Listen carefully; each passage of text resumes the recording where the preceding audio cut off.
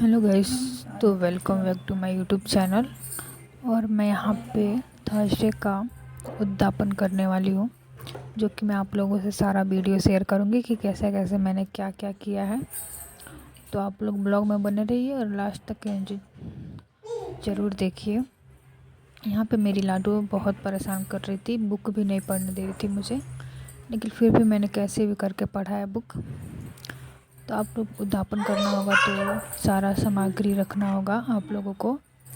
तो यहाँ पे मैं बताती हूँ कि मैं क्या क्या रखी हूँ। यहाँ पे मैं रखी हूँ 1.25 kg चना का दाल, 1.25 kg केला। हमारे इधर तो केला केजी से मिलता है, दर्जन से नहीं मिलता है, तो 1.25 kg ही ऐसे रखना होता है। और सारा सामान रखना होता है, मुनक्का और ये रेड वाला जो रक्षा सूत्र होता है वो सब मैंने रख के वहाँ पे और पूजा स्टार्ट कर दिया है। इस दिन कथा भी ज़रूर करना चाहिए। तो आप लोग ब्लॉग में बने रहिए और देखिए मैं कैसे कैसे पूजा की हूँ। आप लोग भी ऐसे ही उद्यापन कीजिएगा।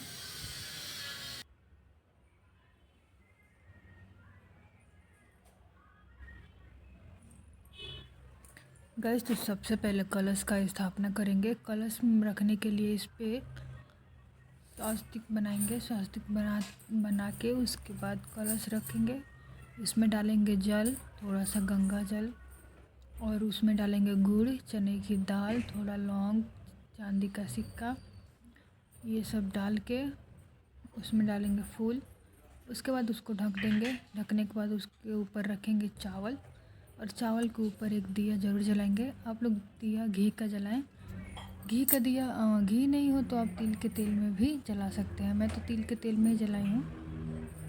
और आप ये सारा बुक उस पर तिलक लगाएं हल्दी का, माता पार्वती को लगाएं, विष्णु जी को लगाएं, और केले के जड़ में भी लगाएं हल्दी का, और उसका रोली का चंदन ज़रूर लगाएं, तिलक ज़रूर करें। करने के बाद यहाँ पे आप लोग भोग में लगा सकते हैं। खीर का भोग ज़रूर लगाइएगा। विष्णु भगवान को खीर बहुत पसंद है। खीर खीर सारा जो भी वो होता है ना, फूल वगैरह, इसमें आप तुलसी जी का पत्ता ज़रूर डालें। तुलसी जी का पत्ता डालने के बाद आप ज़रूर एक विष्णु जी को फूल का माला आप ज़रूर पहनाएं, ताकि यहाँ पे पीला फूल का माला मैं पहना रही हूँ, आप लोग भी ज़रूर पहनाइए। और आप लोग 1.25 मीटर पीला कपड़ा ले लीजिए। पीला कपड़ा माँ तुलसी जी को थी यहाँ पे केले के पत्ते पे उड़ाइए विष्णु भगवान को, विष्णु भगवान का नाम लेके। और एक दिया यहाँ पे केले के पेड़ के पास भी ज़रूर जलाइए। और ये जनेऊ, जो कि जनेऊ मैं विष्णु भगवान को अर्पित कर रही हूँ। विष्णु भगवान के फ़ोटो पे आप जनेऊ लगा सकते हैं। लगा के विष्णु भगवान को ज़रूर अर्पित कीजिए। और आप लोग गणेश जी का भी पूजा कीजिए। गणेश जी को तिलक लगाइए, फूल चढ़ाइए, सारा फूल वगैरह चढ़ाइए। और जल से पहले सबसे पहले शुद्ध कीजिए अपने आप को, और सबको कथा ज़रूर पढ़िएगा। तो यहाँ पे मैं गणेश जी का सबसे पहले गणेश जी का पूजा कर रही हूँ। और यहाँ पे मैं एक और चीज़ बता दूँ, यहाँ पे मैं ली हूँ हलवा भी ली हूँ, और घी का लड्डू भी ली हूँ। घी का लड्डू नहीं है, घी का बर्फ़ी के जैसे ही कुछ है, बेसन का ही है, बेसन का बर्फ़ी है। तो आप लोग ब्लॉग में बने रहिए और देखिए कि मैं कैसे कैसे पूजा कर रही हूँ।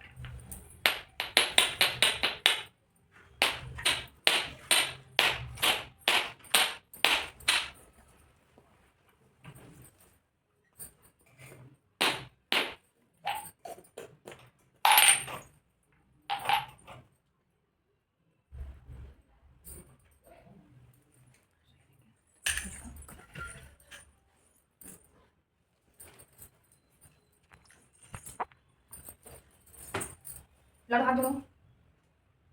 इस व्रत को करने में समस्त इच्छाएं पूर्ण होती है और बृहस्पतिवार महाराज प्रसन्न होते हैं, धन विद्या और फल की प्राप्ति होती है, परिवार में सुख तथा शांति रहती है। इसलिए व्रत सबसे फलदायक है। इस व्रत में केले का पूजन भी करें तथा पूजन के समय मन कर्म वचन से शुद्ध होकर कामना पूर्ति के लिए बृहस्पति देव से प्रार्थना करनी चाहिए। दिन में एक समय ही भोजन करें। भोजन चने की दाल लेकर करें, नमक न खाएं, पीले वस्त्र पहने, पीले फलों का प्रयोग करें, पीले चंदन पूजन करें। पूजन के बाद भगवान विष्णु की कथा सुननी चाहिए। प्राचीन समय की बात है, एक बड़ा प्राप्ति तथा दानी राजा था। प्रत्येक गुरुवार को व्रत रखता है और पूजन करता था। वह उसकी रानी को अच्छा न लगता, वह न व्रत करती ना ही किसी को एक पैसा दान में देती। राजा को भी वह ऐसा करने से मना किया करती। एक समय की बात है कि राजा शिकार करने वन को चले गए। घर पर रानी और दासी थी। उस समय गुरु बृहस्पति साधु का गुजारा कर राजा के दरवाजे पर भिक्षा मांगने आए। मांगी तो वह कहने लगी, हे साधु महाराज, मैं इस दान और पुण्य से तंग आ गई हूँ। आपको ऐसा उपाय करें जिससे यह सारा धन नष्ट हो जाए तथा मैं आराम से रह सकूँ। साधु रूपी बृहस्पति देव ने कहा, हे देवी, तुम बड़ी विचित्र हो। संतान और धन से भी कोई दुखी होता है। अगर तुम्हारे पास धन अधिक है तो तुम इसे शुभ कार्यों में लगाओ जिससे तुम्हारा दोनों लोग सुधरे। परंतु साधु की इन बातों से रानी खुश नहीं हुई। उससे कहा, मुझे ऐसे धन की आवश्यकता नहीं जिससे मैं अन्य लोगों को दान दूं तथा जिसको संभालने में ही सारा समय नष्ट हो जाए। साधु ने कहा, यदि तुम्हारी ऐसी इच्छा है तो जैसा मैं बताता हूँ वैसा ही करना। बृहस्पतिवार के दिन घर आंगन को गोबर से लिपना, अपने केसों को पीली मिट्टी से धोना, केसों को धोते समय स्नान करना, राजा से हजामत बनाने को कहना, भोजन लगाना, कपड़ा धोबी के यहाँ धुलने रहना। इस प्रकार 7 बृहस्पतिवार करने से तुम्हारा सब धन नष्ट हो जाएगा। इतना कहकर साधु बने बृहस्पति देव अंतर्धान हो गए। साधु के कहे अनुसार करते हुए रानी को केवल 3 बृहस्पतिवार बीते थे कि उसकी समस्त धन संपत्ति नष्ट हो गई। भोजन के लिए परिवार तरसने लगा। एक दिन राजा रानी से बोला, हे रानी, तुम यही रहो, मैं दूसरे देश को जाता हूँ, क्योंकि यहाँ पर मुझे सभी जानते हैं, इसलिए मैं यहाँ कोई छोटा कार्य नहीं कर सकता। ऐसा कहकर राजा परदेश चला गया। वह वहाँ जंगल से लकड़ी काट कर लाता और शहर में बेचता। इस तरह वह अपना जीवन व्यतीत करने लगा। इधर राजा के बिना रानी और दासी दुखी रहने लगी। एक समय जब रानी और दासियों को 7 दिन बिना भोजन के रहना पड़ा तो रानी से अपनी दासी से कहा, हे दासी, यहाँ पास ही के नगर में मेरी बहन रहती है, वो बड़ी धनवान है, तो उसके पास जा और कुछ ले आ, ताकि थोड़ा बहुत गुजारा बसर हो जाए। दासी रानी की बहन के पास गई। उस दिन बृहस्पतिवार था। रानी की बहन उस समय बृहस्पतिवार की व्रत कथा सुन रही थी। दासी ने रानी की बहन को अपनी रानी का संदेश दिया, कि रानी की बहन ने कोई उत्तर नहीं दिया। जब दासी को रानी की बहन ने कोई उत्तर नहीं दिया तो वो बहुत दुखी हुई। उसे क्रोध भी आया। दासी ने वापस आकर रानी को सारी बात बता दी। सुनकर रानी ने अपने भाई को कोसा। उधर रानी की बहन ने सोचा कि मेरी बहन की दासी आई थी, परंतु मैं उसे नहीं बोली, इससे वह बहुत दुखी हुई होगी। कथा सुनकर और पूजन समाप्त कर वह अपनी बहन के घर गई और कहने लगी, हे बहन, मैं बृहस्पतिवार का व्रत कर रही थी, तुम्हारी दासी गई, परंतु जब तक हम कथा कहते हैं तब तक हम ना उठते हैं और न बोलते हैं, इसलिए मैं नहीं बोली। कहो दासी क्यों गई थी? रानी बोली, बहन, हमारे घर अनाज नहीं था। ऐसा कहते कहते रानी की आंखें भर आई। उसने दासी समेत भूखा रहने की बात हुई अपनी बहन को बता दी। रानी की बहन बोली, बहन देखो, बृहस्पति देव भगवान सबकी मनोकामना पूर्ण करते हैं, देखो शायद तुम्हारे घर में अनाज रखा हो। यह सुनकर दासी घर के अंदर गई तो वह उसे एक घड़ा अनाज का भरा मिल गया। उसे बड़ी हैरानी हुई क्योंकि उसने एक एक बर्तन देख लिया था। उसने बाहर आकर रानी को बताया। दासी रानी से कहने लगी, हे रानी, जब हमको अन्न नहीं मिलता तो हम व्रत ही तो करते हैं, इसलिए क्यों नहीं से व्रत कथा की विधि पूछ ली जाए, हम भी व्रत किया करेंगे। दासी के कहने पर रानी ने अपनी बहन से बृहस्पतिवार व्रत के बारे में पूछा। उसकी बहन ने बताया, बृहस्पतिवार के व्रत में चने की दाल और मुनक्का से विष्णु भगवान का केले की जड़ से पूजन करें तथा दीपक जलाएं, पीला भोजन करें तथा कथा सुने। इससे गुरु भगवान बृहस्पति प्रसन्न होते हैं, मनोकामना पूर्ण करते हैं। व्रत और पूजन की विधि बताकर रानी की बहन अपने घर लौट गई। रानी और दासी दोनों ने निश्चय किया कि वे बृहस्पतिवार भगवान का पूजन जरूर करेंगे। 7 रोज बाद जब बृहस्पतिवार आया तो उन्होंने व्रत रखा। घुड़सवार में जाकर चना और गुड़ मिलाई तथा उसकी दाल से केले की जड़ तथा विष्णु भगवान का पूजन किया। पीला भोजन कहाँ से है? दोनों बड़ी दुखी हुई, परंतु उन्होंने व्रत रखा था इसलिए बृहस्पति भगवान प्रसन्न थे। एक साधारण व्यक्ति के रूप में 2 थालों में सुंदर पीला भोजन लेकर आया और दासी को लेकर बोले, हे दासी, यह भोजन तुम्हारे लिए और तुम्हारी रानी के लिए, इसे तुम दोनों ग्रहण करना। दासी भोजन पाकर बहुत प्रसन्न हुई। उसने रानी को सारी बात बताई। उसके बाद से वे प्रत्येक बृहस्पतिवार को गुरु भगवान का व्रत और पूजन करने लगे। बृहस्पति भगवान की कृपा से उनके पास धन हो गया, परंतु रानी फिर पहले की तरह आलस्य करने लगी। तब दासी बोली, देखो रानी, तुम पहले भी इसी प्रकार आलस्य करती थी, तुम्हें धन को रखने में कष्ट होता था, इस कारण सभी धन नष्ट हो गया। गुरु भगवान की कृपा से धन मिला है तो फिर तुम्हें आलस्य होता है। बड़ी मुसीबतों के बाद हमने यह धन पाया, इसलिए हमें दान पुण्य करना चाहिए। तुम भूखे मनुष्यों को भोजन करवाओ, प्याऊ लगाओ, ब्राह्मणों को दान दो, कुआं तालाब आदि का निर्माण करवाओ, कुंवारी कन्याओं का विवाह करवा, धन को शुभ कार्यों में खर्च करो, जिससे तुम्हारे कुल का यश बढ़े तथा स्वर्ग प्राप्त हो। प्रसन्न हो। दासी की बात मानकर रानी शुभ कर्म करने लगी। उसका यश फैलने लगा। एक दिन रानी और दासी आपस में विचार करने लगे कि न जाने राजा किस दशा में होंगे, उनकी कोई खोज खबर भी नहीं है। उन्होंने सदापूर्वक गुरु भगवान से प्रार्थना की कि राजा जहाँ कहीं भी हो शीघ्र वापस आ जाए। तो राजा प्रदेश में बहुत दुखी रहने लगा। वह प्रतिदिन जंगल से लकड़ी बीन कर लाता और उससे शहर में बेचकर अपने दुखी जीवन व्यतीत करता। बड़ी कठिनता से व्यतीत करते। एक दिन दुखी हो अपनी पुरानी बातों को याद करके वह रोने लगा, उदास हो गया। उसी समय राजा के पास बृहस्पति देव साधु के वेश में आकर बोले, हे लकारे, तुम इस सुनसान जंगल में किस चिंता में बैठे हो, मुझे बताओ। यह सुन राजा के नेत्रों में जल भर आया। साधु की वंदना कर राजा ने अपनी संपूर्ण कहानी सुना दी। महात्मा दयालु होते हैं। वे राजा से बोले, हे राजा, तुम्हारी पत्नी ने बृहस्पति देव के प्रति अपराध किया था, जिसके कारण तुम्हारी यह दशा हुई। अब तुम किसी प्रकार की चिंता मत करो, भगवान तुम्हें पहले सारी धन देंगे। देखो, तुम्हारी पत्नी ने बृहस्पतिवार का व्रत आरंभ कर दिया है। अब तुम भी बृहस्पतिवार का व्रत करके चने की दाल और गुड़ जल के लोटे में डालकर केले का पूजन करो। फिर कथा कहो या सुनो, भगवान तुम्हारी सब कामनाओं को पूर्ण करेंगे। साधु की बात सुनकर राजा बोला, हे प्रभु, लकड़ी बेचकर तो इतना पैसा भी नहीं बचा जिससे भोजन करने के उपरांत कुछ बचा सकूं। मैंने रात्रि में अपनी रानी को व्याकुल देखा है, मेरे पास कोई साधन नहीं जिससे उनका समाचार जान सकूं। फिर मैं बृहस्पति देव की क्या कहानी कहूँ, यह भी मुझको मालूम नहीं है। साधु ने कहा, हे राजा, मन में बृहस्पति भगवान के पूजन व्रत का निश्चय करो, स्वयं तुम्हारे लिए कोई राह बना देंगे। बृहस्पतिवार के दिन तुम रोजाना की तरह लकड़ियां लेकर शहर में जाना, तुम्हें रोज से दुगुना धन प्राप्त होगा। जिससे तुम भली भांति भोजन कर लोगे तथा बृहस्पति देव की पूजा का सामान भी आ जाएगा। जो तुमने बृहस्पतिवार की कहानी के बारे में पूछा है वह इस प्रकार है। प्राचीन काल में एक बहुत ही निडर ब्राह्मण था। उसकी कोई संतान नहीं थी। वह नित्य पूजा पाठ करती, उसके स्नान करती, नगर के देवता का पूजन करती। इस कारण ब्राह्मण देवता बहुत दुखी रहते थे। भगवान की कृपा से ब्राह्मण के यहाँ एक कन्या उत्पन्न हुई। कन्या बड़ी होने लगी। कन्या स्नान करके वो भगवान विष्णु का जाप करती, बृहस्पतिवार का व्रत भी करने लगी। पूजा पाठ समाप्त कर पाठशाला जाती तो अपनी ही मुट्ठी में जौ भरकर ले जाती और पाठशाला जाने के मार्ग में डालती जाती। लौटते समय वह जौ स्वर्ग के हो जाते तो उनको बीन कर घर ले आती। एक दिन वह बालिका सूप में उन सोने के जौ को पटक कर साफ कर रही थी कि तभी उसकी माँ ने देख लिया और कहा, हे बेटी, सोने के जौ को साफ करने के लिए सोने का सूप होना चाहिए। दूसरे दिन गुरुवार था। कन्या ने व्रत रखा और विष्णु को सोने का सूप देने की प्रार्थना की। विष्णु ने उसकी प्रार्थना स्वीकार कर ली। सोने की तरफ कन्या ने पाठशाला चली गई। पाठशाला से लौटकर जब वह बीन रही थी तो बृहस्पति की कृपा से उसे सोने का सूप मिला। उसे वो घर ले आई और उसने जौ साफ करने लगी। परंतु उसकी माँ का मन भंग रहा। एक दिन की बात है, कन्या सोने के सूप में जौ साफ कर रही थी। उसी समय उस नगर के राजकुमार वहां से निकला। कन्या के रूप को देखकर वह उस पर मोहित हो गया। राजमहल आकर वो भोजन तथा जल त्याग कर उदास होकर लेट गया। राजा को जब राजकुमार द्वारा अन्न जल त्यागने का समाचार ज्ञात हुआ तो अपने मंत्रियों के साथ वो अपने पुत्र के पास गया और कारण पूछा। राजकुमार ने राजा को उस लड़की के घर का पता भी बता दिया। मंत्री उस लड़की के मंत्री ने ब्राह्मण के समझ राजा की ओर से निवेदन किया। कुछ ही दिन में बाद ब्राह्मण की कन्या का ब्याह राजकुमार के साथ संपन्न हो गया। कन्या के घर से जाते ही ब्राह्मण के घर में पहले की भांति गरीबी का निवास हो गया। एक दिन दुखी होकर ब्राह्मण अपनी पुत्री से देखा और अपनी माँ का समाचार पूछा। ब्राह्मण ने सभी हाल का सुनाया। कन्या ने बहुत सा धन देकर अपने पिता को विदा कर दिया। लेकिन कुछ दिन ही बाद फिर वही हाल हो गया। ब्राह्मण फिर अपनी कन्या के यहाँ गया और सभी हाल कहा तो पुत्री बोली, है पिताजी, आप माता जी को यहाँ लिवा लाओ, मैं उन्हें वह विधि बता दूंगी जिससे गरीबी दूर हो जाए। ब्राह्मण देवता अपनी स्त्री को साथ लेकर अपनी पुत्री के पास राजमहल पहुंचे तो पुत्री अपनी माँ को समझाने लगी, हे माँ, तुम प्रातःकाल स्नान करके विष्णु भगवान का पूजन करो तो सब दैत्य दूर हो जाएगी। परंतु उसकी माँ ने उसकी एक भी बात नहीं मानी। वो प्रातःकाल उठकर अपनी पुत्री का बड़ा जूठन खा लेती। एक दिन उसकी पुत्री को बहुत गुस्सा आया। उसने अपनी माँ को एक कटोरी में बंद कर दिया। प्रातः उसे स्नान करा के पूजा पाठ करवाया तो उसकी माँ की बुद्धि ठीक हो गई। उसके बाद वह नियम से पूजा पाठ करने और प्रत्येक बृहस्पतिवार को व्रत रखने लगी। इस व्रत के प्रभाव से मृत्यु के बाद वह स्वर्ग को गई। वह ब्राह्मण भी सुखपूर्वक इस लोक का सुख होकर स्वर्ग को प्राप्त हुआ। इस तरह कहानी कहकर साधु देवता वहां से लोप हो गए। धीरे धीरे समय व्यतीत होने पर फिर बृहस्पतिवार का दिन आया। राजा जंगल से लकड़ी काटकर शहर में बेचने गया। उसे उस दिन और दिनों से अधिक धन मिला। राजा ने चना गुड़ आदि लाकर बृहस्पतिवार का व्रत किया। उस दिन से उसके सभी क्लेश दूर हो गए। परंतु जब अगले गुरुवार को दिन आया तो वह बृहस्पतिवार का व्रत करना भूल गया। इस कारण बृहस्पति भगवान नाराज हो गए। उस दिन उस नगर के राजा ने विशाल यज्ञ का योजना किया तथा अपने समस्त राज्य में घोषणा करवा दी कि सभी मेरे यहाँ भोजन करने आए, किसी के घर चूल्हा न जले। इस आज्ञा को जो न मानेगा उसको फांसी दे दी जाएगी। राजा की आज्ञा अनुसार राज्य के सभी वासी राजा के भोज में सम्मिलित हुए। लेकिन लकड़हारा कुछ देर में पहुंचा, इसलिए राजा उसके अपने साथ महल में ले गया। तब राजा लकड़हारे को भोजन करा रहे थे तो रानी की दृष्टि उस खूंटी पर पड़ी जिस पर उसका हार लटका हुआ था। उसने हार खूंटी पर लटका दिखाई नहीं दिया। रानी को निश्चय हो गया कि मेरा हार इस लकड़हारे ने चुरा लिया है। उसी समय सैनिक बुलवाकर उसको जेल में डलवा दिया। लकड़हारा जेल में विचार करने लगा कि न जाने कौन से पूर्व जन्म के कारण से मुझे यह दुख प्राप्त हुआ और जंगल में मिले साधु को याद करने लगा। तत्काल बृहस्पति देव साधु के रूप में प्रकट हो गया और कहने लगे, अरे तूने बृहस्पति देवता की कथा नहीं की, इसी कारण तुझे दुख प्राप्त हुआ। अब चिंता मत कर बृहस्पतिवार के दिन जेलखाने के दरवाजे पर तुझे 4 पैसे पड़े मिलेंगे। तू बृहस्पति देव की पूजा करना तो तेरे सभी कष्ट दूर हो जाएंगे। अगले बृहस्पतिवार उसे जेल के द्वार पर 4 पैसे मिले। राजा ने पूजा का सामान मंगवा वहाँ का कथा कही और प्रसाद बांटा। उसी रात्रि में बृहस्पति देव ने उस नगर के राजा को स्वप्न में कहा, हे राजा, तूने जिसे जेल में बंद किया है उसे कल छोड़ देना, वह निर्दोष है। राजा प्रातःकाल उठा और खूंटी पर हाथ टंगा देखकर लकड़हारे को बुलाकर क्षमा मांगी तथा राजा के योगी वस्त्र आभूषण देकर भेंट कर उसे विदा किया।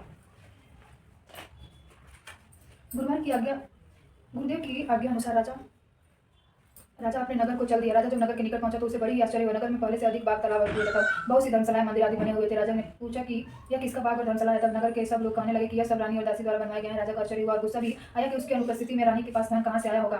तब रानी ने यह खबर सुनी कि राजा आ रहे हैं तो उसने अपनी दासी से कहा, हे दासी, देख राजा हमको कितनी बुरी हाल में छोड़ के गए थे, वो हमारी ऐसी हालत देखकर लौट न जाए, इसलिए तू दरवाजे पर खड़ी हो जा। रानी के आज्ञा अनुसार रानी दासी दरवाजे पर खड़ी हो गई और जब राजा आए तो उन्हें अपने साथ महल में लिवा लाई। और तब राजा ने क्रोध करके अपनी तलवार निकाली और पूछने लगा, बताओ यह धन तुम्हें कैसे प्राप्त हुआ है। तब रानी ने सारी कथा कर सुनाई। राजा ने निश्चय किया कि मैं रोजाना दिन में 3 बार कथा कहा करूंगा तथा रोज व्रत किया करूंगा।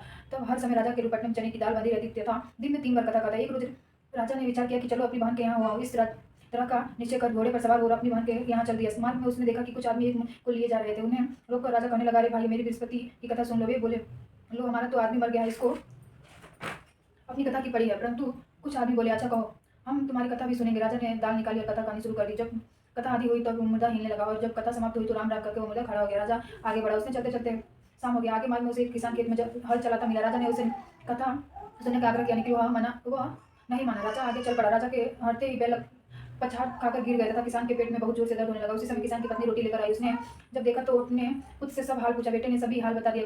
बुढ़िया दौड़ी दौड़ी उस घुड़सवार के पास गई और उससे बोली, मैं तेरी कथा सुनूंगी, तू अपनी कथा मेरे खेत पर ही चलकर गाना। राजा ने लौटकर बुढ़िया के खेत पर जाकर कथा कही, जिसके सुनते ही बैल खड़े हो गए तथा किसान के पेट का दर्द भी बंद हो गया।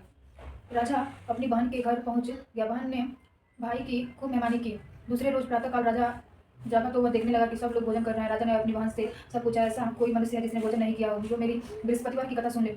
बहन बोली, भैया, यह देश ऐसा है जहाँ पहले यहाँ के लोग भोजन करते हैं, बाद में अन्य काम करते हैं। फिर वह एक कुमार के घर गए जिसका लड़का बीमार था। उससे मालूम हुआ कि उसके यहाँ 3 दिन से किसी ने भोजन नहीं किया। रानी ने अपने भाई की कथा सुनने के लिए कुम्हार से कहा। वह तैयार हो गया। राजा ने जाकर बृहस्पतिवार की कथा कही, जिसको सुनकर उसका का ठीक हो गया। तब अब तो राजा की प्रशंसा होने लगी। एक दिन राजा ने अपनी बहन से कहा, हे भगवान, मैं अपने घर जाऊंगा, तुम भी तैयार हो जाओ। राजा की बहन ने अपनी सास से अपने भाई के साथ जाने की आज्ञा मांगी। सास बोली, चली जा, परंतु अपने लड़कों को मत ले जाना, क्योंकि तेरे भाई की कोई संतान नहीं है। बहन ने अपने भाई से कहा, हे भाई, मैं तो चलूंगी, परंतु मेरा कोई बालक नहीं जाएगा। अपनी बहन को भी छोड़कर दुखी मन से राजा अपने नगर को लौट गया। राजा ने अपनी रानी से कहा, कथा बताई और बिना भोजन किए वह शय्या पर लेट गया। रानी बोली, हे प्रभु, बृहस्पति देव ने हमें सब कुछ दिया है, वे हमें संतान अवश्य देंगे।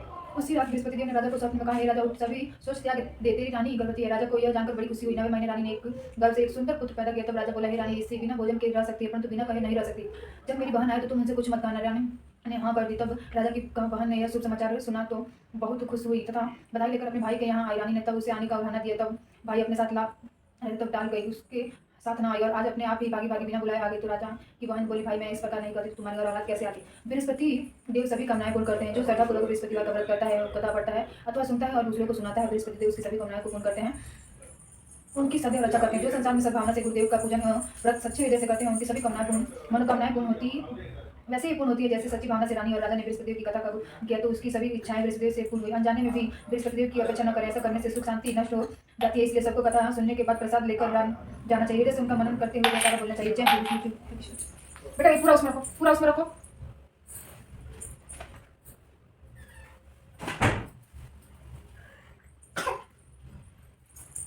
चलो कम, पूरा ये फैला कर रखो। चलो पानी ले जा। हाँ चल, पानी लेकर जा। कम कम बेटो, आओ कम यार, कम यार, चल लगा कम, दूध का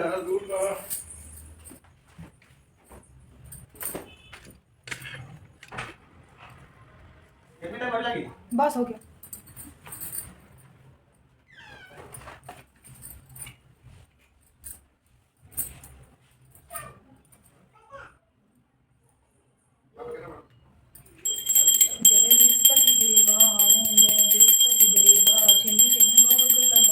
कदली पद मेवा तुम पूरन परमात्मा तुम अंतर्यामी सर्वदंडित निर्मल पालक हरता सकल मनोरथ दायक कृपा करो हरता तन मन धन पर कर जो सर्ग पड़े प्रभु तब हो करा कर द्वार खले दीन दयाल दयानिधि भक्त निहितकारी दोष सब हरता भव बंधनहारी सकल मनोरथ दायक शरण हरो विषय विकार मिटाओ संतन सुकुमारी जो कोई आरती तेरी प्रेम सहित गावे जेठ आनंद आनंद कर सो निश्चय पावे।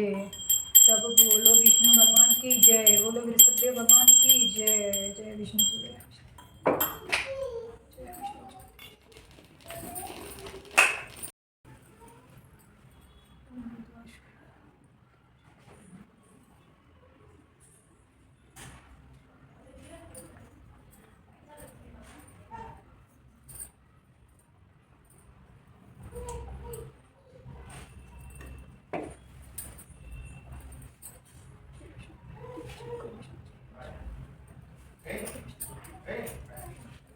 मुझे रखो।